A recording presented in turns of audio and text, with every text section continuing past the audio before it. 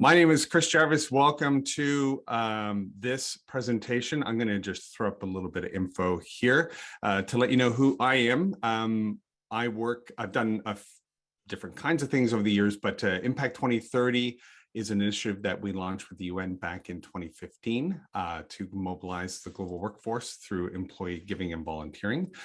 The Institute is the organization that kind of hosts this kind of roundtables. We do various roundtables on different topics. We did one on Ukraine and CSR and war, and how in Ukraine anyways, now security is going to involve mines, and is that part of corporate social responsibility, which is a very weird conversation to have, but it's the kind of things that we have to address today, as well as weird conversations about stuff in the United States. So we host these conversations, bring interesting people together like we're doing right here. We're thrilled to be hosting Jason Saul, the Genome Project. He's got a lot of credentials he'll share with you in just a second as well. A very interesting person. And then Realize Worth, an interesting person. That's a weird thing to say, so we can cut that out of the recording. Realize Worth, this is the company that works with other companies on their employee giving and volunteering, and we do that around the world. We're thrilled to be able to work with some cool companies. You can find out more about that online. Just to give you an example of some of the things we're doing, this is not a commercial, but it's just to help you understand where you are at the moment. The Institute is trying to connect, as you saw before, science and evidence-based practices to the practice of corporate citizenship, employee giving, volunteering, social investment. And one of the tools that we have that we offer for free is this great review of like 60-some platforms from around the world, technology platforms. It's a big project, but because of E4E, Foundation of the Carolinas, and the Gates Foundation, we will produce that every 2 years for free. So you can go to the rw.institute website and download that free tool. If you want to know more about behavioral science, this is another big project we're involved in. How do you nudge people? Because most of us are not rational decision makers. And as soon as I say that, you're thinking, wait, I am. Okay, go to this site, click on some of the links, and you can learn more about that. I'd love to tell you about that. But the reason we're here today is to talk about ESG. Now, in the pre-read, if you did not get the pre-read for example, for Joel's 3-part article, and as well Jason's article, as well as some other items, watch the chat box. We're going to throw that in the chat box. You can see more about it. This article here for me was pretty instrumental in underscoring the seriousness of this conversation. I just sort of thought ESG was the new way we were talking about corporate social responsibility. You know, we used to talk about corporate citizenship and corporate responsibility, and what's the terminology going to be. ESG is a completely different animal in my mind. And I didn't understand that till I read Jason's article, which I'm going to put up in the chat as a link, as well as these articles by Joel. And in fact, it's such a big topic. I was at the Benevity event in San Diego a couple of weeks ago. I was talking to CECP, and they do this report, you probably know, giving in numbers. What is the private sector doing around employee giving, volunteering, community investment? And this is a great overview of Fortune 500 companies. I think they have just over 300 companies that report in. Well, they're doing a webinar right after this one on the exact same topic. And I only put it up there for you to underscore this is a big conversation, because CECP changed the way they're evaluating corporate contributions. They've expanded to something called total social value, which is exactly on point for what we're talking about today. Last couple of things to underscore the importance of this conversation before we launch in. I'm going to hand it over to Jason. And ACCP, if you don't know about that organization, they do a lot of cool reports as well. This one is interesting because it just shows that ESG is just rising very, very fast to the top of the discussion pile when we think about community investment, even impact, measuring impact, because now it is more of a big topic than impact measurement, and impact measurement is usually almost always the big thing. Most of the folks in these spaces who are now been transitioned to ESG teams from CSR teams would like to know what ESG stands for, and what is what's involved, and what are the nuances. Why is it different? How is it different? You can see here 42% desire more expertise on it. And this slide was particularly interesting. It is the #2 issue on CSR team minds. So these are thousands of companies around the world that are being positioned or having to talk about ESG. And so what we want to know is, what does all that mean? Where's it coming from? What does it mean for the future? Are we on the right track? Think what you want about Elon Musk, but he did describe ESG as the devil incarnate for the future of the planet. So let me put that out there. He says a lot of interesting things. We're going to get started. I want to introduce Jason Saul here. We're going to use the chat box. We have a lot of people on the call today and more joining, and a number of people from around the world who cannot make this time, who are going to get in later. So use the chat box and put 3 things in. 1, if you've got questions, we want to hear them. This is not just info. This is about pulling people together to actually inform ESG for the future. Secondly, if you have a contribution, you've got a link, you've got a PDF, you've got something that nobody's mentioning, like like Jason's article. Let's say you read that and Jason wasn't on the call and you're like, you should know, but this is Stanford Social Innovation Review. Drop that in. We would love that. Questions, contributions, contradictions. This is the most interesting one. If you've got a different point of view, a different lived experience, drop those comments in. We're going to get to all of them as we are able at the top of the hour or just after, maybe 1:10. And then just to explain, at 1:30, if you can stay on and you want to be a part of mapping out sort of a cadence for topics, who should be involved in the conversation, and upcoming roundtables on this conversation and where it can go as we interact with the ratings agencies, practitioners, and those who use this data for rewards and recognition, like the Civic 50. Please stick around for that. That's at 1:30. Most people are going to drop off, so we may get a bit more interactive at that point. But without further ado, I want to introduce to you Jason Saul. You saw his credentials in some information, hopefully, in the pre-read.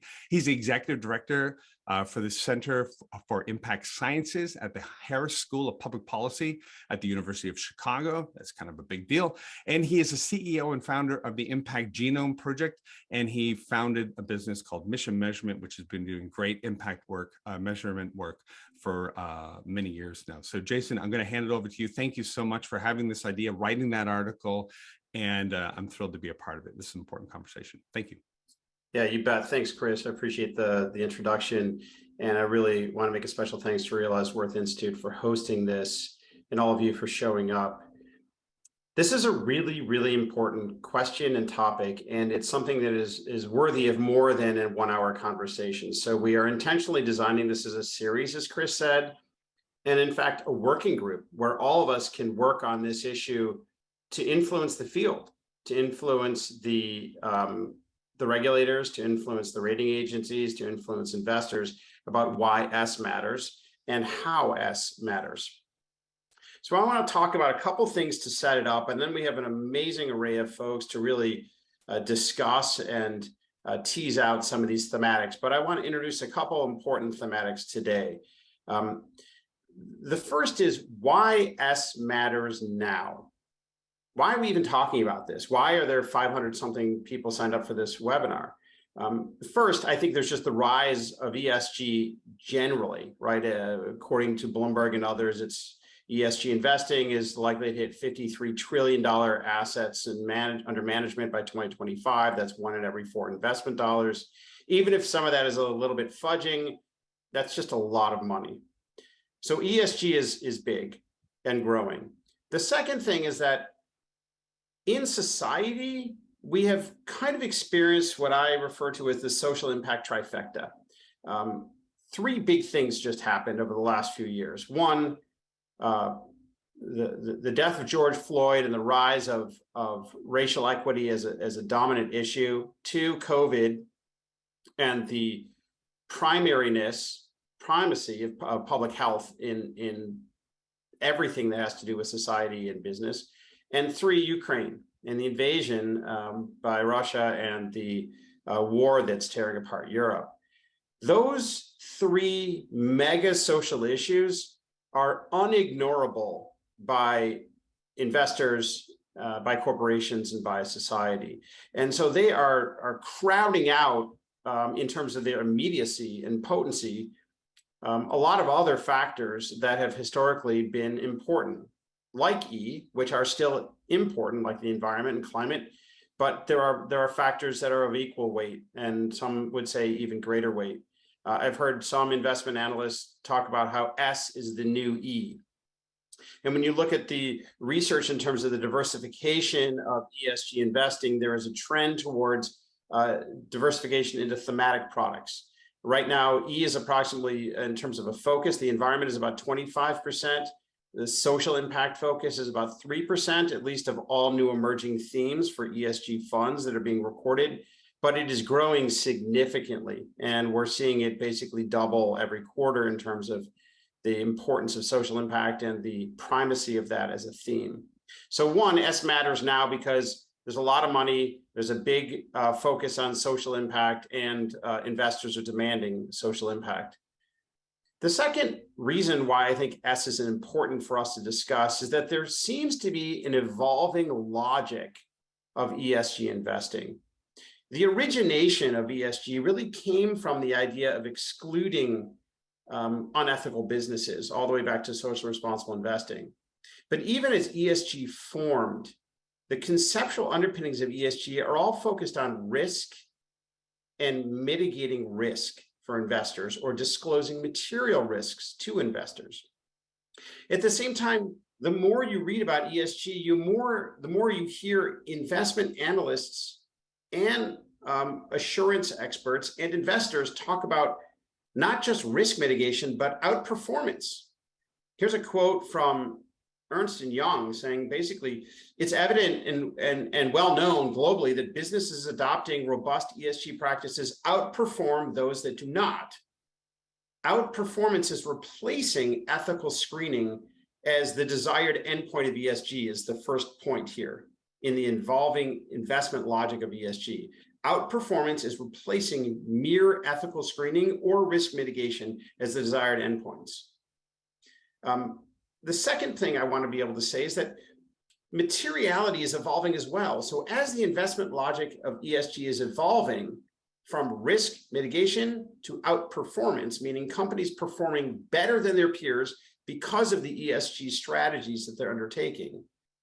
If that logic holds, then materiality should also need to evolve from a risk mitigation focus, i.e. looking at social risks, to focusing on social impacts.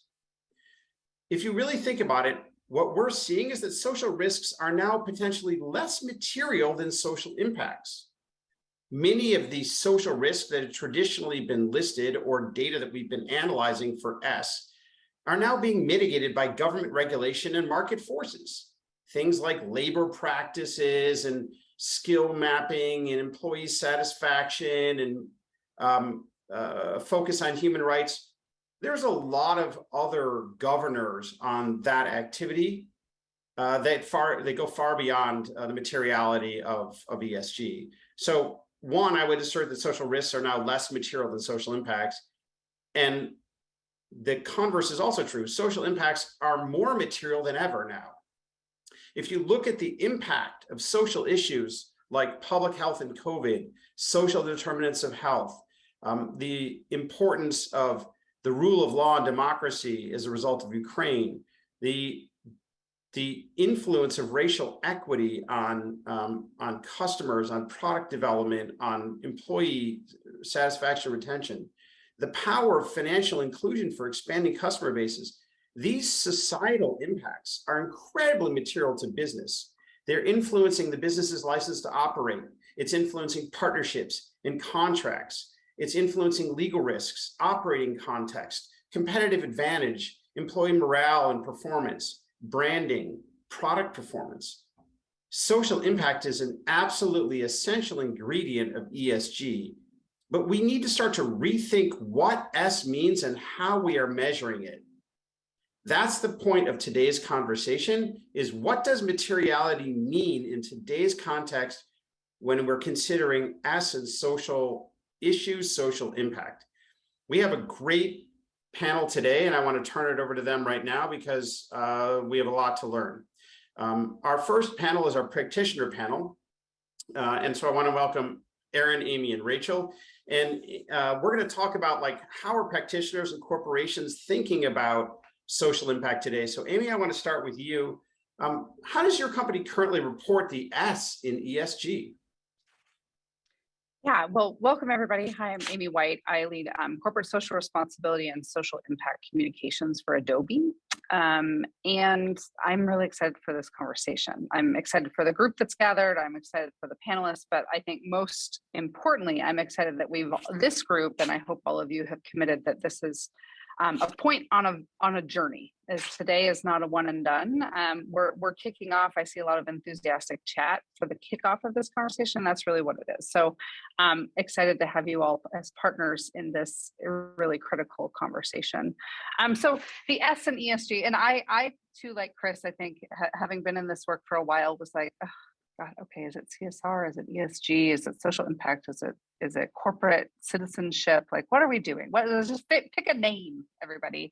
And then as many of us got deeper into what it meant to manage ESG reporting, it became really clear, actually, they're very different. And the expectations and candidly, who you have to work with inside your company are so different, because I don't get to just spend time talking with nice and great community partners or nonprofits. I'm talking with the legal team and the investor relations team and product sales teams about how we are rating and ranking and showing up, especially on the S.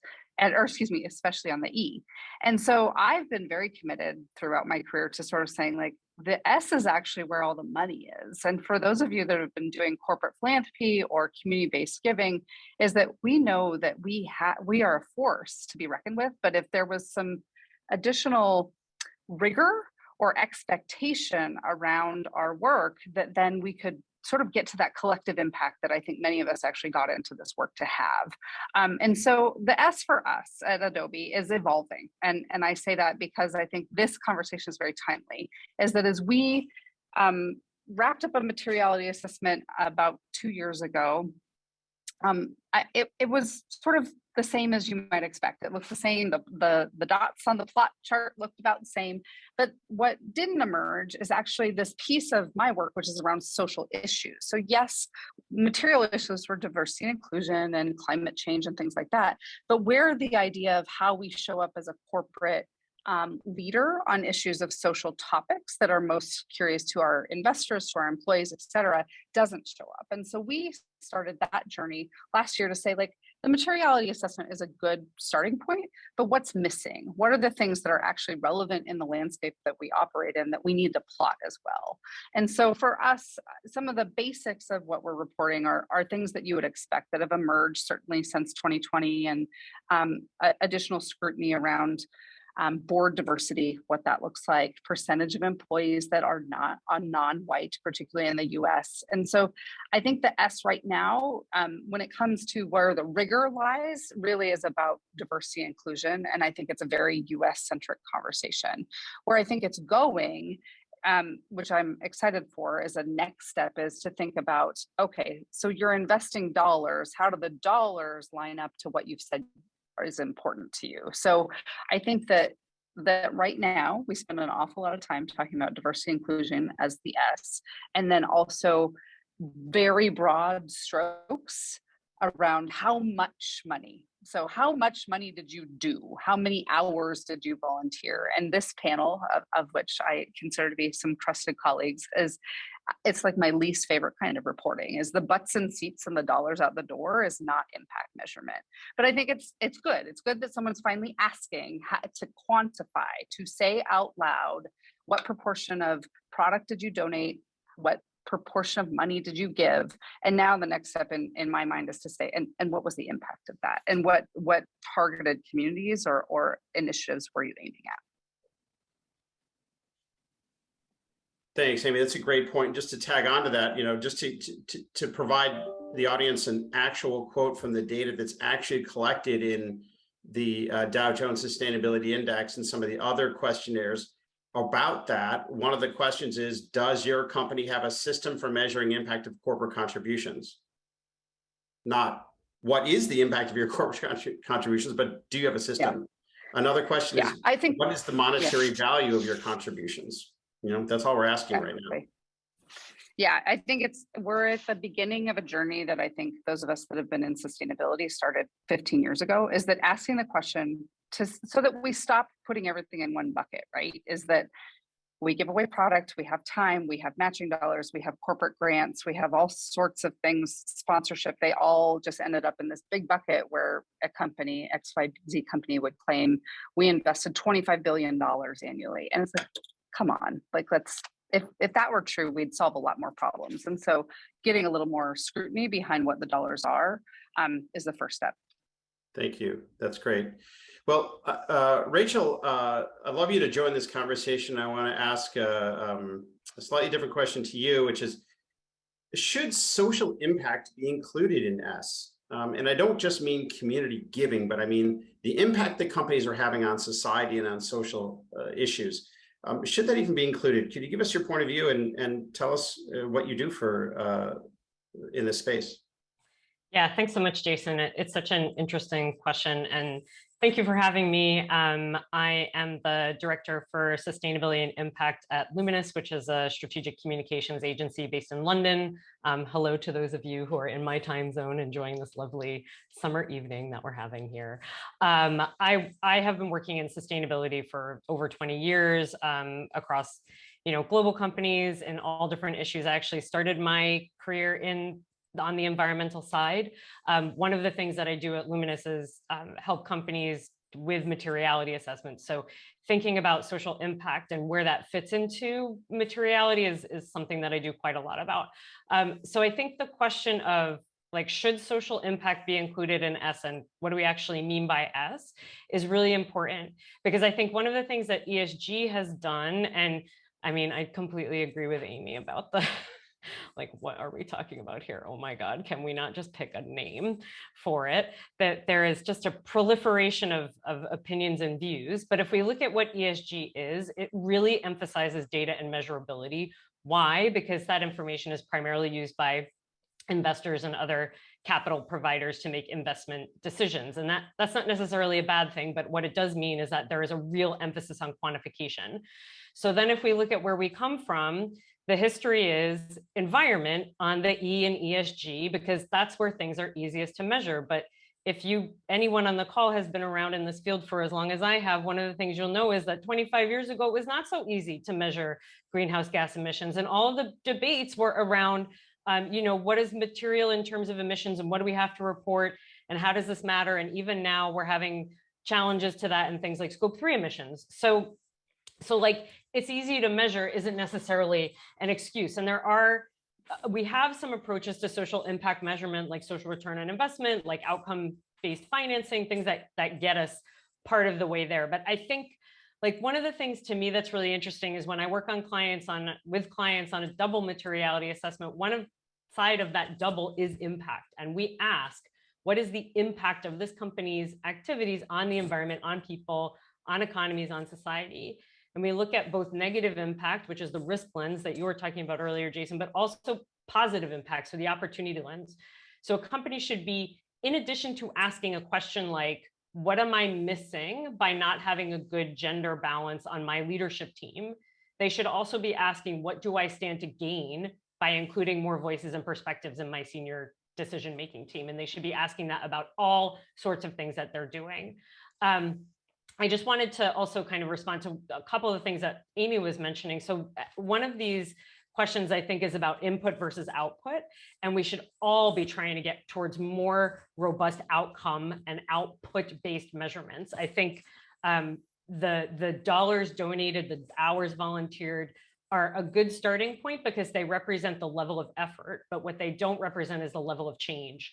And I think that's where we really need to get to a quantification of a level of change. And it's difficult because every company is difficult, which brings me to another point around materiality assessment should be really specific to company context. I mean, I think there are certain issues that are going to be relevant to every company, but if you're doing a good materiality assessment, you're asking the right questions. And I think if you're quantifying impacts correctly and scoring those issues accurately, you should pick up on really specific issues to business model, geography, supply chain, customer base, which should actually set a company apart even from other companies in the same sector. So I think it's great that like in Amy's perspective, it feels like that was being picked up by other members of the team. But I think that's something that companies should be able to surface that through their materiality assessment as well, is what are these things that are so specific to my company that have a bigger impact as well. I think those are great points, Rachel. You can imagine the materiality, quote unquote, of public health issues and social determinants of health to certain companies having a bigger impact than others, based on who their customers are, based on who their employees are. You can imagine the materiality, quote unquote, of immigration and Ukrainian refugee issues to tech companies that are heavily based in Ukraine and Russia. The materiality of McDonald's of the Russian conflict. So all of these things are important contributions to the discussion of materiality. And I'd love you to, we're going to shift to Aaron. I'd love you to pick up on some of these themes, Aaron. Actually, my kids voted Aaron onto this panel because of what he does. So Aaron, I'm going to give you the stage. You can explain why they like you so much. Good to meet everyone. Aaron Crisco, I lead up the social impact here at Sony Interactive Entertainment, which is better known externally as PlayStation. I'm just super interested in this discussion period, just around kind of the evolution of ESG and how it's been married and come together through social impact. And I think, just coming from the social impact side and how ESG came about for us sometimes, we're a startup within the company. And we're trying to always find value within the company. And initially, sometimes it starts with employee engagement, and then it moves on to product donation. And then this, 10 years ago, sustainability became a thing, and DE&I became a thing. And now ESG is a thing. And there's oftentimes that because the company isn't doing it, we feel the obligation, well, we should be part of that. And because of the metrics reporting into that, it becomes embedded into our programming. But Jason, to your point, that you've been making this whole time is they are separate. And I do feel that we're morphing in a way. There is an inflection point here of, is ESG running social impact, or is it the other way around in some cases? And, I'd love to see kind of where this goes over the next 2 to 3 years, because I've always seen social impacts as kind of the checks and balances to the company. But if you're driving programming, you're driving impact based on reporting through ESG or through corporate metrics, you lose the essence of why we're here in the first place. If companies were always doing the right thing, we wouldn't have a job. And that's why we exist in some cases. So I just would love to see kind of how we address the ability to have true impact reporting, but also make sure that we're staying true to why we're here in the first place, which is driving impact. And sometimes that isn't quantifiable. The direct things you see from a single person of volunteering, for example, those are just things I think that aren't just typically in an ESG type of report. So it's an interesting place to be. And I'm super excited to kind of just talk more about it with this group, but also have the debate of where it should sit, how it looks, and what's the future of it. Thanks, Aaron. I think this panel teased out some really important themes that I'd like to turn to the next panel to discuss.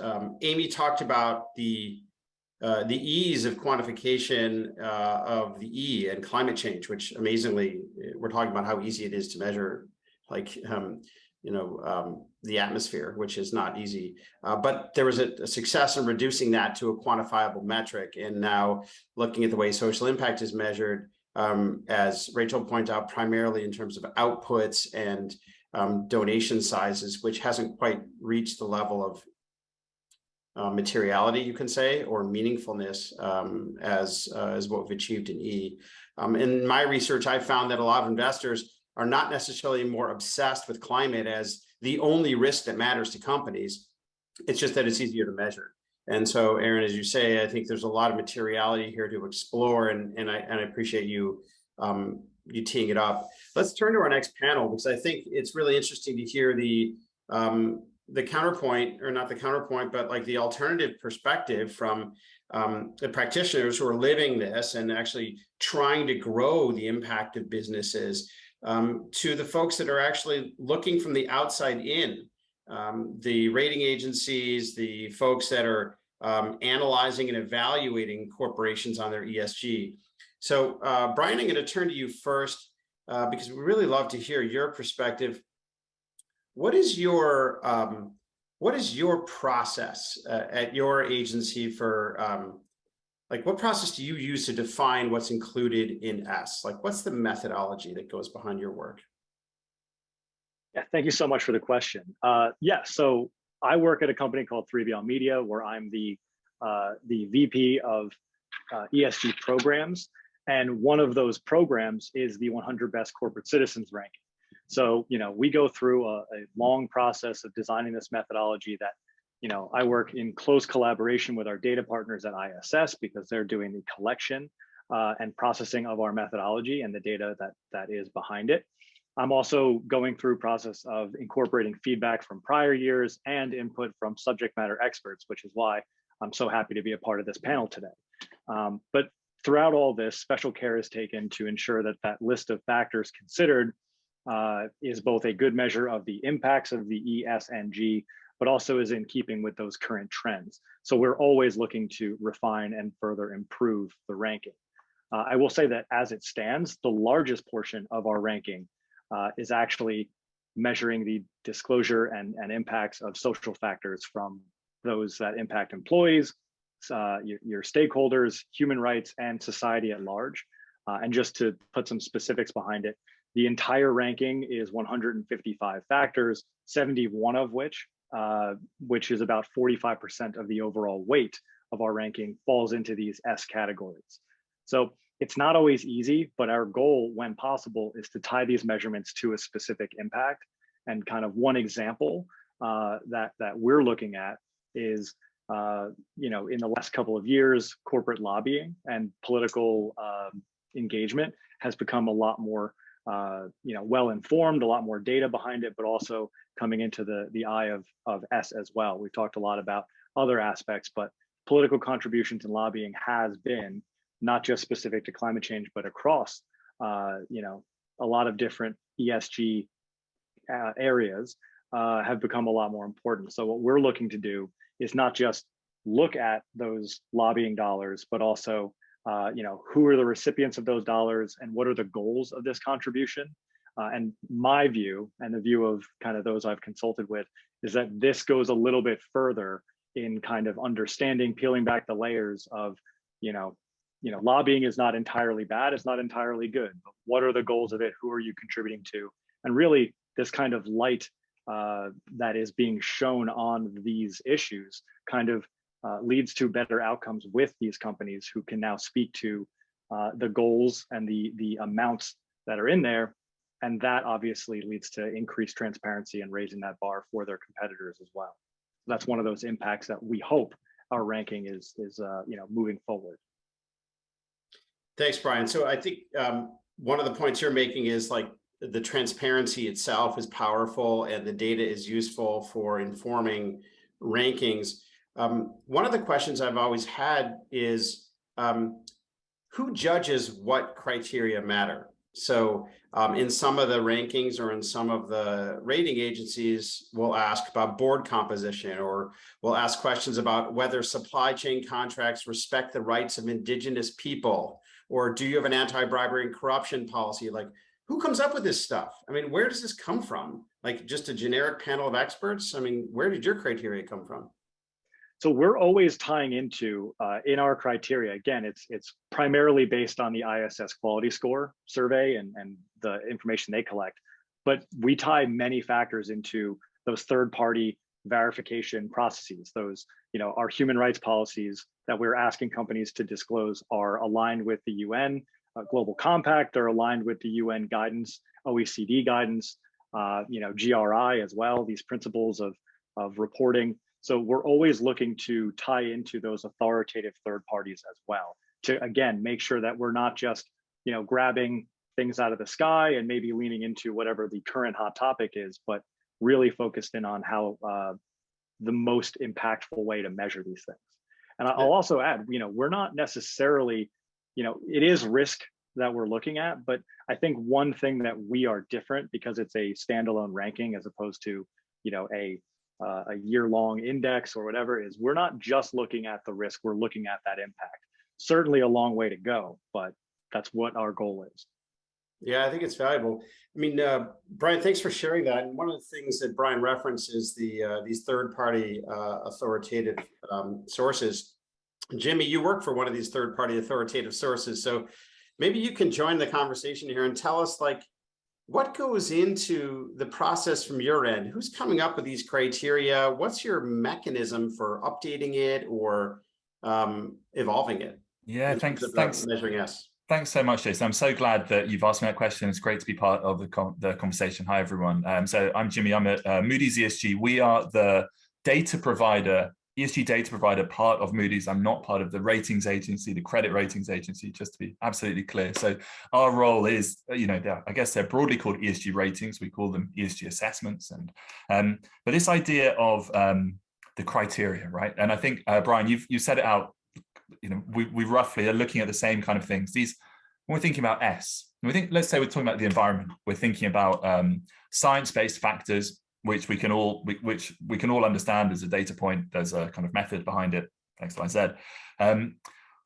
Around S, there is this sort of stubborn heuristic, right? It's hard to measure. We don't have the similar kind of science-based kind of pieces that we can refer to. But actually, just as Brian said, these authoritative texts are the real foundation of everything that we do across both worlds, but particularly around social factors. So UN Global Compact, Guiding Principles on Human Rights. We can go through the list, all the ILO conventions.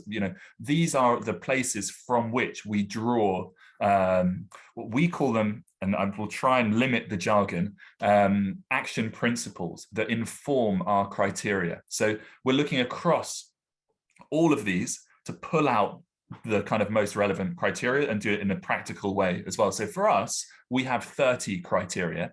Roughly half of them, similar with Brian, are social and looking across human capital, human rights, communities, and also customers, right? And then obviously there's the governance section. There's some kind of not elision, but maybe for some governance criteria, maybe social, things like that. So we've got those sort of areas, right? Out of these 30 criteria, they're informed by these authoritative reference texts, old documents, new documents, huge list of them, and they're constantly being reviewed and analyzed and to make sure that they are on point and current. And so I think from there, it's probably important to sort of think, okay, so then we're sort of thinking about, we have our social, let's think about the social, we have our social criteria. We are then going to be looking to, from our point of view, score them across 3 areas: across leadership, the kind of commitments part of it, what's your policy on this? Implementation, what are you doing? What's your strategy? What's your kind of, risk management approach, whatever it might be? And results, your metrics, and that's that side of things, your impact. And so we're looking across all of those. We're also the other element to bring in here, which I think is so important, and we've talked about materiality a lot, is not just thinking about double materiality. We're looking at this from a sector-specific basis as well. So what criteria, which of these categories are most relevant to different sectors? So we've got a sort of a sector-based materiality approach. For us, we also have a double materiality approach baked in. So we're looking at risk and impact. When we're deciding, we are deciding when the process takes place to decide what factors are material for each sector, we're looking at both that ESG risk, but also that impact lens as well. And those are scored on a 4-point scale, 0 to highly material. And so, what's an example, Jimmy, of when you found an impact that was material at a level 4? Can you recall one? Well, let's say, there's a lot at level 4. If we take the banking sector, for example, it's probably quite a good one to think about. And I'm not going to lie, I'm just squidging through my computer very quickly because it's something we've been looking at a lot. Think about on social factors, customer engagement, taxation, those kind of things are highly material. Ones that are probably less material would be around environmental protection, from a sort of entity-specific kind of point of view, but actually in a kind of moderate sense, of course, environmental impacts of what's happening with portfolio, with lending decisions is actually really important. So you know, we put all of those things together, and from there, then rely on all public information, the reporting, the engagement with issuers, and we have a kind of an engagement process as well, to then use existing reporting that exists to then inform the scores across those 3 domains and the specific categories that we've been talking about here. So that's sort of the process. And yeah, I mean, maybe just, I probably will stop there, but I think double materiality is probably something that is a really, I'm so glad it's come up, because it's a really, it's not that, when we're thinking about, let's call it, that shift from the sort of, let's call it more stakeholder type of CSR to ESG, actually, you know, we've been doing stakeholder reporting for 2 decades, right? In a very standardized way.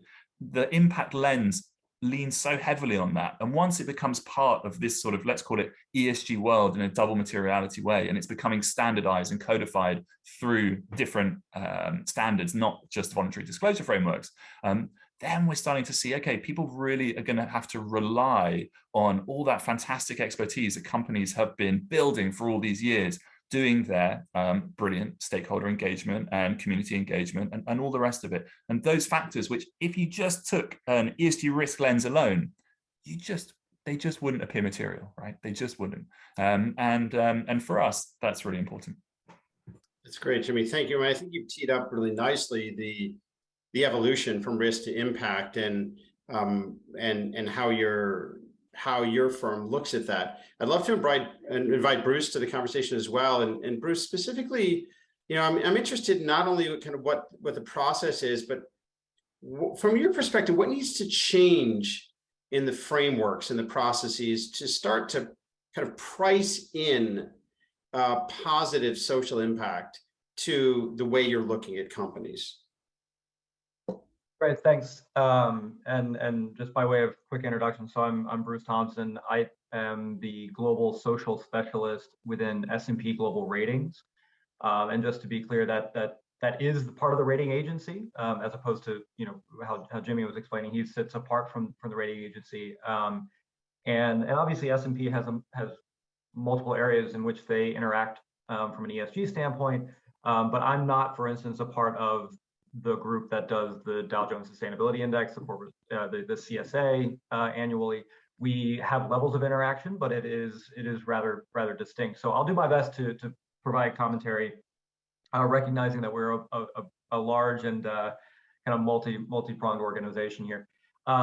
Your question is, you know, what needs to change in frameworks and the processes in order to reward companies for making positive impacts, right? And I think, you know, we can all agree that we want to get to a place where organizations are properly recognized and rewarded for their contributions and positive impact. It's not just about avoiding negative impacts and mitigating risk, although these things work very much hand in hand with each other. By avoiding human rights risk in your supply chain, you are making a positive impact because you're improving the livelihoods of workers. But you know, right now it's very difficult, I would say, to fairly and effectively reward companies for strong social performance if we don't have a consistent baseline for what strong is. And you know, if we can't consistently measure one organization's performance against objective benchmarks or against peers, it becomes difficult. You can reward companies, but are we rewarding them because they're really effective at telling their story, or because they have a team of people dedicated to getting the stuff out there and making sure that they're checking the right boxes? Or are we rewarding them based on actual objective, you know, impact and relative performance of those social impact? So there's a lot to be done now along those lines. I recently finished some research in collaboration with academics from HEC Paris University in France, in which we looked at the social factor coverage of 18 pretty well-known ESG frameworks. And these are reporting and disclosure frameworks, it's ratings and evaluation frameworks, social impact frameworks. We looked at across 18 different ones, really with the question of trying to understand what gets measured in these frameworks, what gets measured when we talk about the S in ESG, and what social factors are being covered, and where is there general consensus or disagreement or inconsistency on that topical coverage. I'm hoping that this research will be published relatively soon, because there's obviously a lot more in there than I can cover today. But boiling it all down, the results aren't really anything terribly shocking for anybody on this call, right? What we found is that the different ESG frameworks define the S differently. And as such, the picture of an organization's social performance can vary pretty markedly from one framework to another, just based on what is being measured. And we're just looking, in this case, at the what, not the how. How these topics are being covered, the depth of coverage, or the measurement KPIs associated with measurement, which is arguably a more complex and important question. Just looking at the topics that are covered, when these frameworks talk about the S and ESG, they just have different issues that they cover, and they define, and in doing so, they define the S differently. One thing that we found just trying to construct this data set across these 18 frameworks, before we did any real analysis of the correlations between them, was something that's really fundamental and really critical, I think, to this question around how do we objectively and effectively reward companies for actual social performance. And that's like when we looked across these and we started trying to organize all these different factors and to analyze them, we realized that from one framework to another, we can't even agree on what to call the factors, how to label the factors, how to organize them. And we could talk about whether something's an S factor or a G factor. There's disagreement there. But even within those that are commonly considered S factors, what are we calling it, and what are the consistencies there? And I mean, to me that's pretty eye-opening, right? If we're all using our own labeling, our own terminology, our own ways to organize these things, how can we possibly think about comparing organizations side by side to understand who's the actual better performer? So I think we all want to get to that place. We want to get to a place where the market can effectively reward companies for positive impact and positive social performance. But until we have, before we can kind of solve, these fundamental issues around what are we talking about when we're talking about the S, which factors actually speak to performance and impact, and how do we measure that? And this has been covered already. We can't, in my mind, properly and effectively reward strong performers, and so we'll kind of continue down that challenge, or we'll continue to face this challenge. Yeah. I'll pause there, but yeah. It's a great set of remarks, Bruce, and it dovetails nicely with what Jimmy was saying in terms of looking at the authoritative sources. And I think I like to look at the ontology of the environmental movement and how what we can learn from that in terms of standardization, in terms of unitization of a unit of an outcome of climate change, in terms of benchmarking, in terms of additionality, to your point about a baseline and improvement versus without additionality.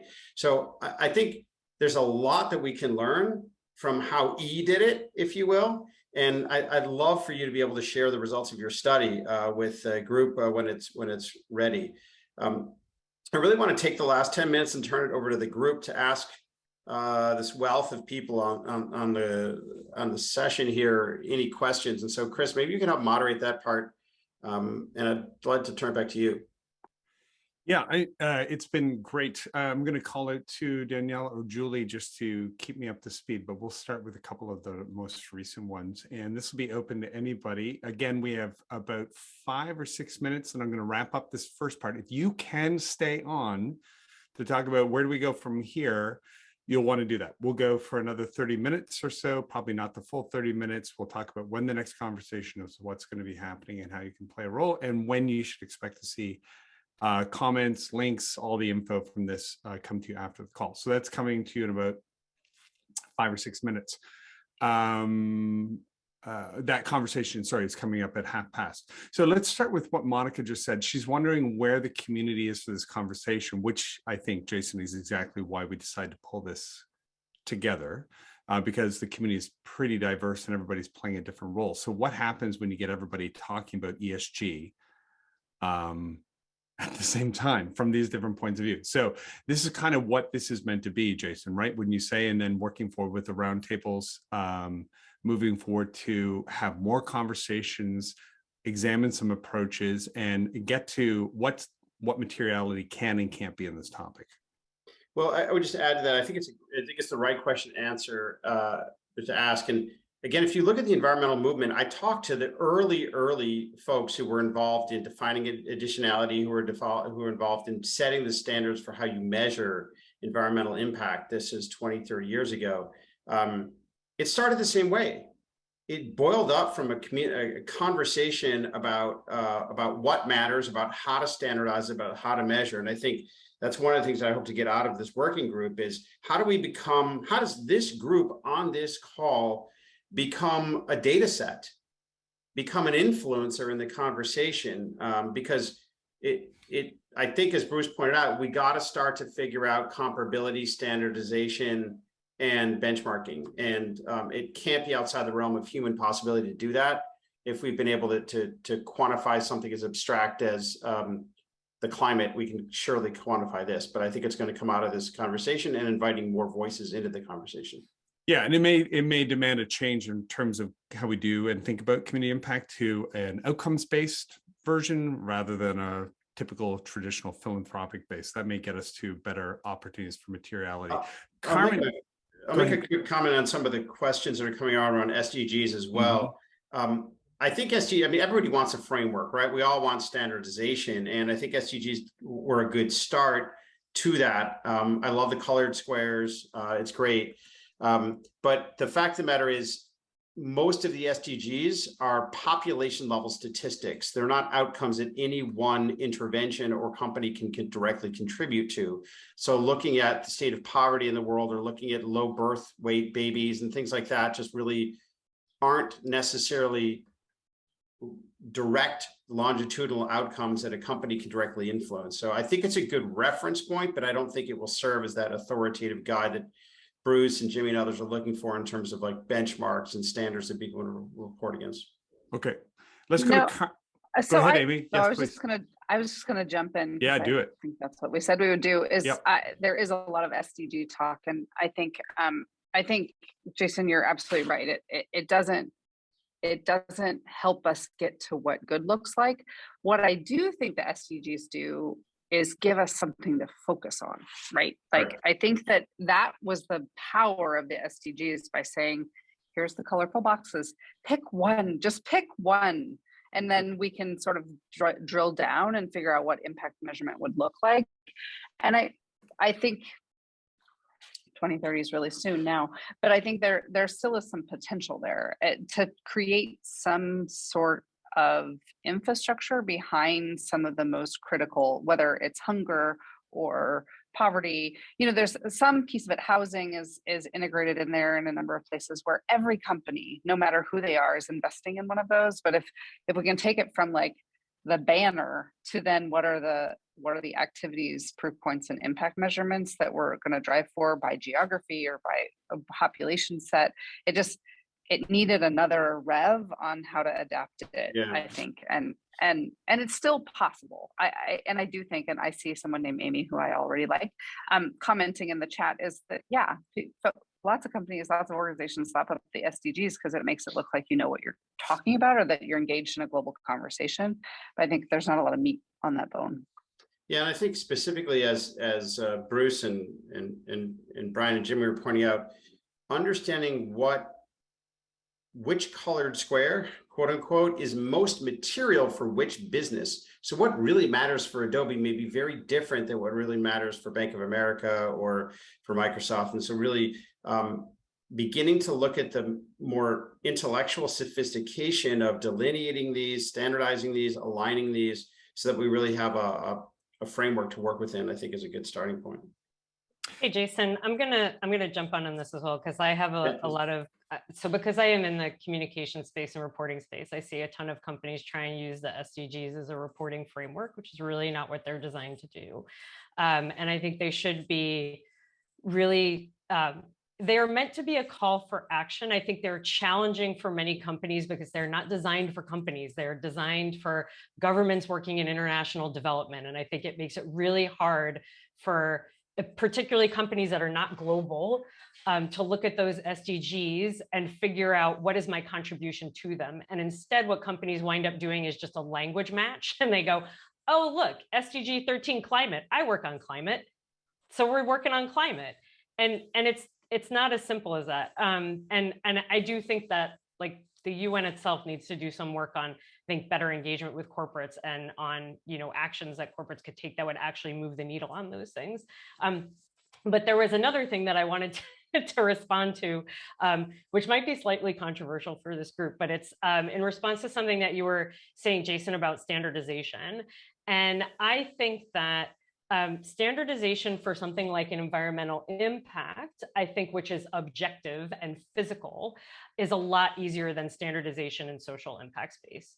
So I think we can all agree like what CO2 is, what pollutants are, even if we might not agree on what a safe level of pollution is, we still can very consistently measure that in the same way in all geographies everywhere. But can we agree, or should we agree on what is a good additional level of employment in a very deprived community? Can we agree, should we agree on what is the right level of underrepresented representation in global companies when we can't even in some jurisdictions ask that question? So I sort of wonder if we need to come at it from a different way. I mean, I understand the importance of standardization. So on the one hand, I think it is really important and we should try and get better on those metrics. But on the other hand, I almost want to just throw the whole thing out because I think it takes us into a rabbit hole of just trying to get a better measure for something that maybe just isn't measurable at the end of the day. I have a question for Bruce, Brian, and Jimmy in some regards around, what happens when these types of social impact issues like evolve? Like, for example, and Jimmy's point to double materiality really kind of resonated with me because, especially within the video game industry, like we've created some areas of topics and issues that were not around even 10 years ago and 5 years ago. And what happened? How do you adapt to your different industries on helping them adapt at the same time? Because sometimes we don't even know what's happening within our industry until it's reactionary. And COVID is, for example, this for, I think, globally. We didn't realize what COVID would do. But yes, it does roll up into an SDG goal, but it doesn't necessarily mean that that's going to be something that is a standardization of how we're tracking things. How do we evolve as we move forward proactively, not reactively?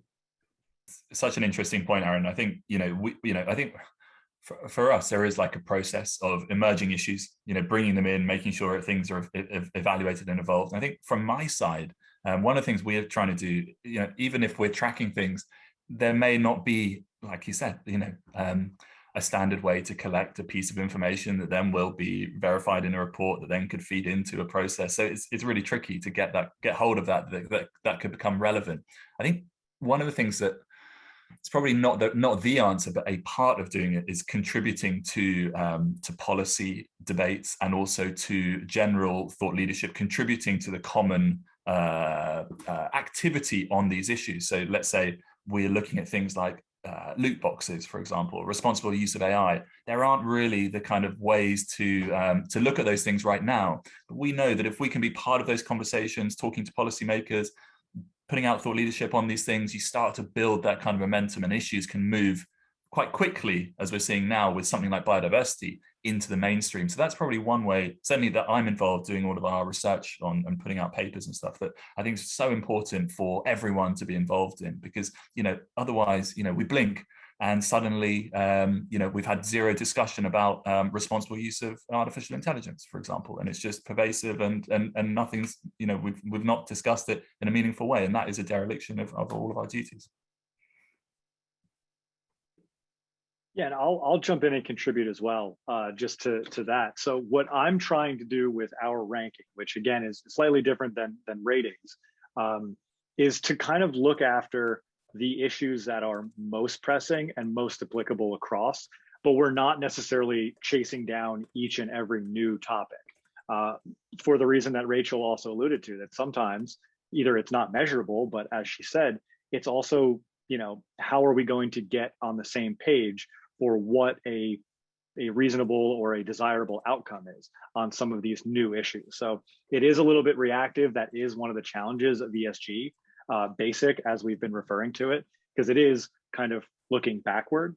And that is, again, one of the complexities of this is it's a lot easier to identify what the big social change movements are retroactively. And I think we've seen that with COVID. We saw that in response to George Floyd.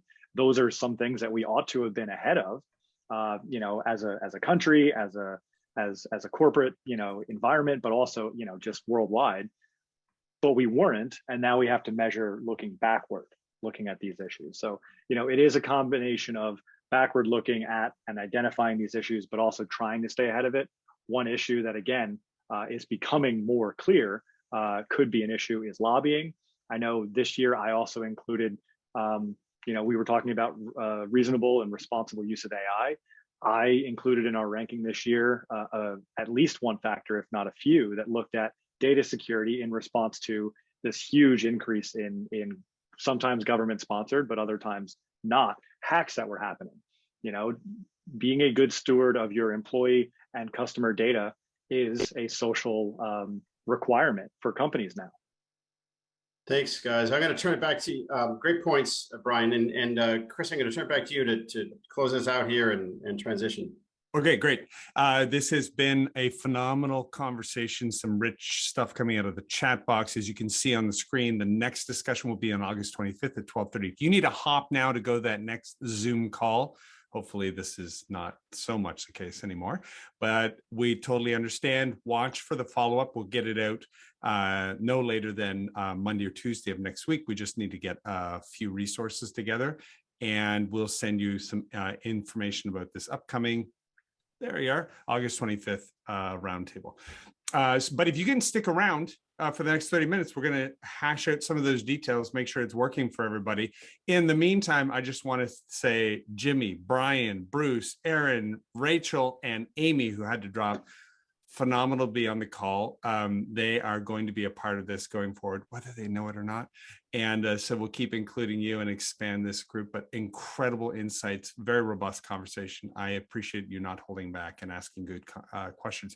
Jason, obviously leading this, pulling it together, phenomenal. And Jason and his team, as well as the university, are going to pull this together and formalize it a little bit more so we can get something really interesting going here and see if we can't shape the outcomes of ESG. I don't know, it might take 10 years, but we can get it done. So if you have to hop, understand you can do that now. If you want to stick around, we are going to get into it a little bit. The panelists, folks, we only ask them to stay for an hour, but if you can stay longer, that would be great. This shouldn't take too long, but we just wanted to give enough time. Have you ever been on a webinar where you're kind of like, yeah, but what are the next steps? Who's doing what? Da, da, da. That's what this is for right now. So here we go. First of all, Rachel's leaving. Wave to us, wave goodbye if you got to go from the panel. Okay, these folks are going to stick around. Aaron, go ahead and do a few emails while we're talking. That's fine. Multitask away. That is not a problem. Okay, first of all, I would love to know from the folks who are staying in the chat box, can you give us something that you thought we were going to cover today that was going to be, that's kind of the reason you joined, that we didn't get to? Can you throw that up in the chat box? It can be a topic, it can be an aspect of it, it could be anything along those lines. Throw that up in the chat. Also, during the call, I threw up a slide that said, we recognize that we are horribly white and not really that diverse here. So there's a reason for that. There's not a lot of diversity in the people running diversity in your supply chains yet. So that's a systemic issue, and we're addressing that hopefully in different ways. But diversity, sustainability, and diversity, that is a phenomenal group looking to put people with who are not who you see in front of you in some of these roles in the future. And so there's lots of job postings. It's a great group. It's all of North America. It was going to be Canada, but it was a great group. Yeah, I see 6 guys all on the screen as well. Sorry. Yeah, you're absolutely right. Yeah. And so we are just calling that out. Okay, so that's one thing that we got to address. Anybody else? Frameworks? Okay, let's go through it. And Jason, anybody can jump in on any of these. Kudos. Frameworks and benchmarks on DEI. Okay, there's a lot of those out there. Why don't we just make a note, Danielle, to get some of them? For example, Diversity Labs does some great works and builds frameworks for a few hundred law firms around the country, and working with lawyers is very interesting. But they have great stuff. They follow the Mansfield rule, and we can get that to you too as well. But that's a good example. What else? What else from the folks? Calvin wants to know, to extrinsically reward companies for a strong S performer, do panelists ever see a future where social credits might be traded one day as carbon credits? Let me begin by saying we are actually having that call around social impact credits. Jason has some ideas around it as well. With Impact 2030, we were looking at this as well. And I know Topple, which is the group, I just didn't have project ready, but they had like $10 million to give away to these projects from impact investors, because they want to move it to an outcome-based model away from a traditional philanthropic model. So there's more about that. Good question. We'll be sure to add some of that in, because I think changing some of our model will change how we measure things as well, or what we're able to measure. Can I jump in real quick on the question itself around whether there be trading? Now, I will say I can be moved in a different direction depending on the rationale, but my immediate reaction is that would not necessarily move toward a stronger social impact for a company if they could simply purchase a social credit, so to speak. And even the optics alone wouldn't necessarily be good. We've already seen that in some ways with trading credits, for emissions. It's a little bit easier on that end because, again, it's quantifiable. You can put a dollar amount to it, and there's been some success to it because, frankly, some industries cannot remove carbon from their process. They can only remove it once they've either emitted it or pay to sequester it or otherwise mitigate it. In terms of social good, that should not be the way we look at it. Well, okay.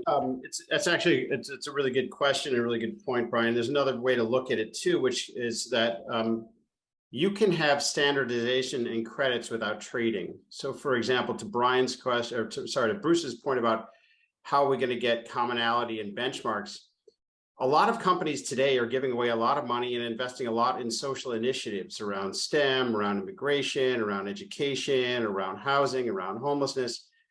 If every one of those companies was able to get the impact that they were producing verified by an independent standard and have those as issued as social impact credits, forget whether they're traded on a secondary market, but you can begin to standardize and unitize the impact as a currency, as a form of as a standardizable measure, right? And I think that's both of those concepts, trading and standardization of the way we unitize an outcome, are embedded in the way the environmental movement has evolved. So I think you're right to point out that there's, I think, downsides, but there's also potentially benefits of standardization if we think about it in those different dimensions.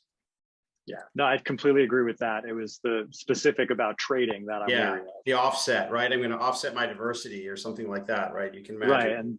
Right, and exactly. All right.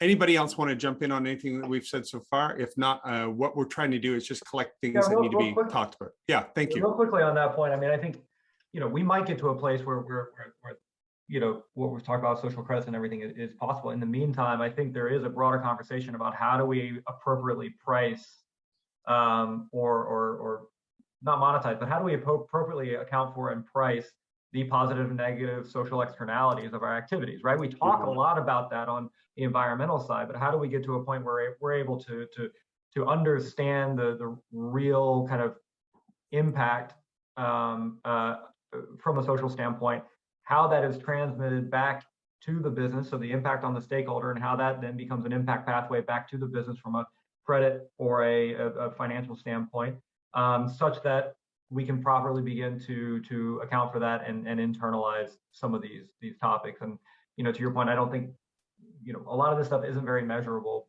but until we kind of come to an agreement on what these issues are and all that, it becomes really, really difficult factor that in. But it's one of the reasons why, you know, Jimmy, what you do, which is this research side and contributing to the overall understanding. We have a great wealth of data across our organization. And so we're actively all the time looking at this question of like, how can we use data to more effectively understand these issues and integrate them into our analysis and start to show what those impact pathways are, and if not quantify those impacts, at least be able to evidence, you know, that the impact is there from a positive or negative standpoint. Excellent. Okay, so I've just captured some of the things we're going to try and add, not all at once necessarily, but coming up. If you're still on the call, if you're one of the 100 folks on the call, could you, and we don't have something up here, could you just add it in and we'll get One of the things that I want to add in here too is there is a materiality map that SASB did that, again, is a 1.0. I would love to see a social impact materiality map for companies. What could that look like? I think Jimmy and Bruce were both alluding to something like that, like different impacts matter for different businesses. Maybe Rachel was saying something like that too. So I think that's another interrelated concept is, how do we standardize? Social issues have to be able to be standardized. Everything can't be completely chaotic and idiosyncratic for everything. We have to understand, what does it mean to impact education? What does it mean to impact housing homelessness?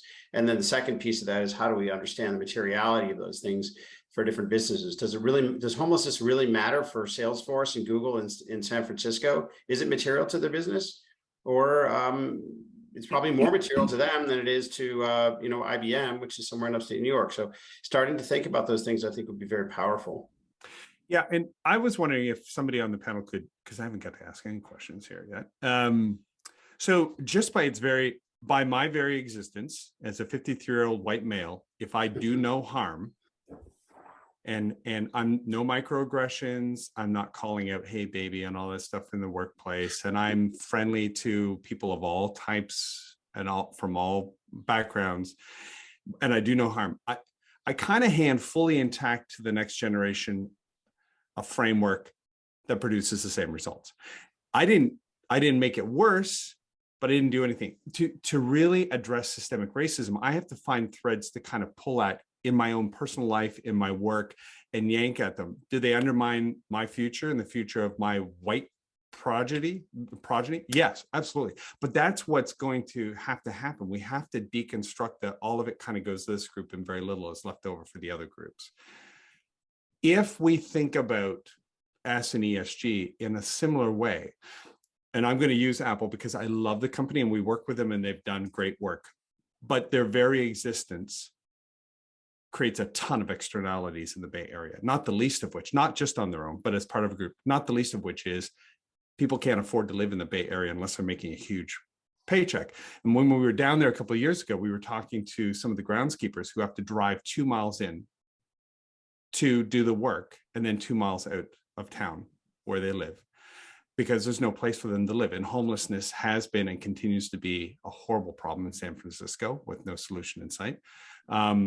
I've talked to business people who have been homeless and lived in the car for a little while, and they're flummoxed about what was I supposed to do for that year when my life fell apart. Now they're back, they have an actual interesting job and that kind of thing.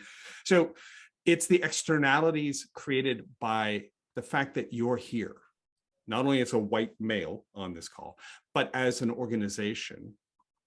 Is there ever going to be a time when the S accounts for the externalities that you create just by being in existence? A trucking company that decides not to put in better fuel exhaust because it's not our issue and they just put the pollution in the air. Well, that becomes all of our issues and somebody has to pay for it at some point, right?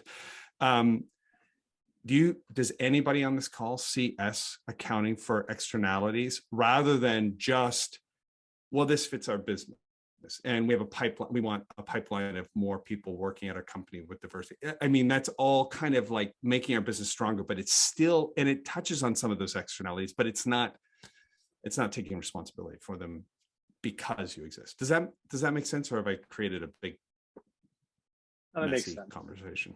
Yeah. if I can jump in just with that Apple example, I would start by saying my personal view is that it might be hard to be prescriptive of companies to say, these are the things that you should be focused on if you want to be, in S. But to me, that is a social impact that Apple and all of the Bay Area-based tech industry is, it's not that they're not doing harm, that is a harm that has been caused by their very presence. Not direct, but it's indirect. Right. So again, this is where stakeholder engagement is, because that includes, it's not just shareholders and employees, and it includes the communities in which you operate. And I think, one of the main issues that exacerbated homelessness and everything else in the Bay Area has been the price of and the lack of affordable housing. Yeah. Might they engage in a project, maybe not even just by themselves, but with other Bay Area based companies to invest in, maybe buy property and invest in affordable housing? Yeah. Or to bring back lobbying, lobby for more of it rather than continuing to price out residents in what was once a great American city, and San Francisco is still fun, but certainly has their share of issues now. Well, and I think there's a difference between kind of offsets and externalities, right? There are certain externalities that are material to certain businesses. We've deemed universally that the environment is an externality that everybody has to price into their business model today. The market has said that. There are other universal social issues aside from, maybe Apple's idiosyncratic problems, that are universal social issues that could potentially have the same level of importance of pricing into the market equation. Things like racial equity, things like social determinants of health, things like financial inclusion, that are just universal social impacts that are going to affect every single company. And so that may be a place to start.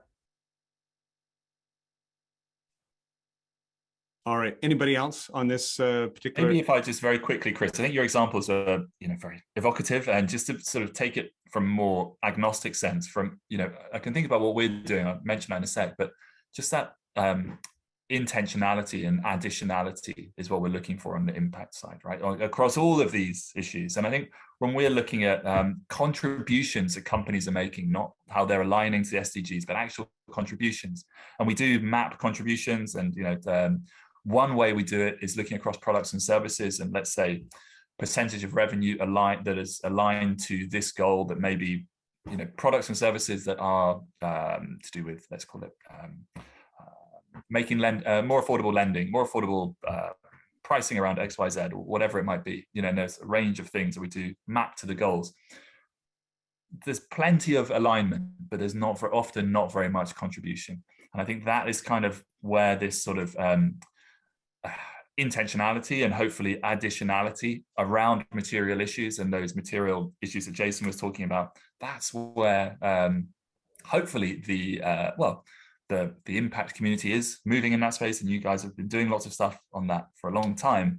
And I guess, how does that get included into the way we assess things is kind of that next step, really. Right. So let me ask one question, and then Danielle, if you can throw in the chat anything that we need to know for follow-up and anything. I think I may have covered it all, but Jimmy, some great comments there. And so I just want to follow up with one question here that was, gosh darn it, what was your last comment that you just said? I'm sorry to do this in front of everybody. You were saying materiality as how do you so let's say if you're I mean, Chris, you know this well from, I don't want to sort of try and make an example that doesn't actually work in my head, but if you're not addressing, if you're not putting your contribution, dollars, resource, people into a material factor, and it's just, a project, a side piece that isn't actually, really, doesn't have to be strategic, but really material, like we're talking about Salesforce, like we're talking about homelessness in the Bay Area, for example, then, it's not really taking on, it's relevant, but it's not that sort of, transformative for your business model, for the way you think about yourself, your purpose as optimization, CEO accountability, all of those kind of things. So one thing, an area that would clash, I think, with a good ESG rating, because they're doing the right things. Institutional buyers are buying up homes across the country. It's a big issue, right? And it's pricing new homeowners out of the market, definitely pricing people who maybe are not part of the major group of, I don't know how I want to say that correctly, but lots of people can't afford homes. 1 in 5, The Hill did a report here, 1 in 5 homes are being bought by Wells Fargo or BlackRock. Now, on an ESG level, they're taking advantage of a situation and they're giving great return for their shareholders, but they're ruining the middle class at the same point. How does materiality of S square with, on an ESG level, you're doing awesome, but on a future of the country level and the republic, you may be undermining the entire thing. It's a kind of context, isn't it? It's about understanding that context. So rather than saying, well, we've provided X amount of this, aren't we great? It's like, well, you've been doing this. And when we don't have ability to tap into those understanding of context, and you can do it on environmental issues around watersheds and things like that, I think that's probably a small answer. Okay. I won't go into detail. I'm just going to say, for the sake of time, I have a feeling within a couple of years now, this is going to be a conference and convention based on all these different discussions. There are so many topic areas to really address, and I feel like I could be here for hours with questions around the very specific. It's awesome. Well, I was going to say what's also really interesting is, you know, this topic of social impact, measuring impact has been around for a long time. I think what I have seen as transformational in the last 12 months to the 25 years worth of work that I've been doing in this field has been the rise of ESG specifically, and the nexus between social impact and capital markets. That is creating a huge magnetism towards these issues that have been basically smoldering for years about how do we measure social impact, how do we standardize it, how do we benchmark, how do we compare, how do we predict what social impact matters. The minute you put a capital markets lens on that, first of all, it just creates a tremendous importance to it, because there's a lot of capital that cares now versus just philanthropy, which is more leftover money outside the market. And second, I think it forces a rigor. And look, the markets make things rigorous and quantitative, not perfectly, but they do it out of necessity, and good enough is good enough, right? Like like earnings per share is not a perfect proxy for profitability. The GDP is not a perfect proxy for productivity. Carbon units aren't a perfect proxy for the environment. God knows that's just an output, but good enough is a way to start to move the conversation forward. And I think the capital markets perspective on this is very important, because it's what's driving this to some degree of scale. And so I would invite more conversation from those other stakeholders. We have an echo chamber in philanthropy and social impact measurement and ESG and SDGs. We've all been talking about these issues, but I'm interested in some of these market-based perspectives, because that's what folks do at Moody's and at S&P and other places. They standardize, they measure, they quantify. Credit scores at Experian and Equifax aren't perfect, but they are a good enough proxy for making decisions. So I'm just really interested in the future, Chris, of pulling in more of the capital markets point of view. I'm just, there is a part of this conversation that might be missing, which is the users of the data. I mean, we use the data in that we are trying to enhance how to understand and interpret that data and use that effectively. But, at the end of the day, we're here trying to provide data to a market so that they can better incorporate these aspects into their investment decisions, regardless of the motivations behind that and how they want to use it. And, so it would be good to have the context of, or the perspective of those who are actually consuming that and making, basing their decisions on that. Because that's where you get into, how do you weigh good performance on this factor versus poorer performance on that factor, looking at things kind of from both an impact on stakeholder standpoint and also the potential long-term impact on financial performance. What kind of timeline and horizon are we looking at here? So much of what we're looking at when we think about ESG is like, what is that long-term, sustainable and productive business model look like? To what extent are they is the company actually embedding a lot of these things into their future business model, into their future like decision-making processes, rather than just here's a snapshot of their ESG performance today? So I think there's a lot that we can get into about not just what is the data and what are the factors that we're talking about, but also how is that being used and how is that factoring into the decision-making process from an investment standpoint. Okay, everyone, I'm going to wrap our call now because we're going to keep going. This is a great conversation. As you said, Aaron, it is, it's very rich and we could go a bunch of different ways. I'm sure if we were all sitting around at a big table, had beers, we'd go even further. So next time, we'll send everybody a beer to be a part of the conversation. And we can let it fly. Oh, okay. Yeah, there you go. And thank you everybody who joined. Thank you everybody who signed up and they couldn't join because they're in a different part of the world. The panelists who participated and gave us great information. Jason for making this happen and taking on the burden of moving it forward. I'm definitely we're going to support him through the Institute. But this is a big rock to push up the hill. I'm glad you like pushing rocks, Jason. But he's created some incredible things before that have been industry changing, such as the Genome Project. So be sure to check that out. Jason, any last comments before we close the call and get ready to send everybody the follow-up?